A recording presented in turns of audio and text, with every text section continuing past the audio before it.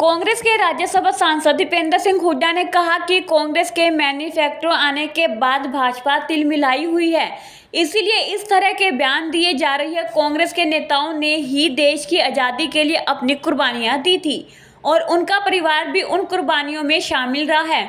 उनके दादा व परदादा ने भी आज़ादियों की लड़ाई के लिए जेल काटी है। मगर यदि सत्य है कि एक ऐसे हमारे देश के एक वरिष्ठ नेता द्वारा ऐसा कुछ कहा गया है कांग्रेस के मैनिफेस्टो को लेकर, उससे मैं दो ही बातें कहना चाहूँगा। एक तो इससे स्पष्ट है कि हमारे घोषणा पत्र को देख के सारी बीजेपी तिलमिला रही है, क्योंकि घोषणा पत्र हमारा में हर वर्ग का ख्याल रखा गया है।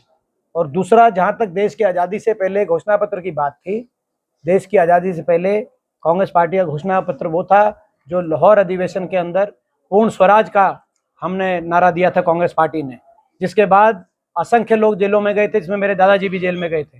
कांग्रेस पार्टी का घोषणा पत्र वो था जो 1942 में करो या मरो का नारा कांग्रेस पार्टी के अधिवेशन से दिया गया था, और उस अधिवेशन के बाद करो या मरो के बाद असंख्य लोग फिर जेल में गए थे, जिसमें मेरे स्वर्गीय दादाजी फिर जेल में गए थे। कांग्रेस पार्टी का वो घोषणा पत्र था जिस घोषणा पत्र के को लागू कराने के लिए असंख्य लोगों ने अपनी कुर्बानियां दी, अपना सारा नौजवान जीवन ब्रिटिश साम्राज्य की काल कोठरियों में बिताना पसंद किया। मगर हमारा अगर घोषणा पत्र था तो पूर्ण स्वराज का और करो या मरो का नारा था। ये हमारा घोषणा पत्र।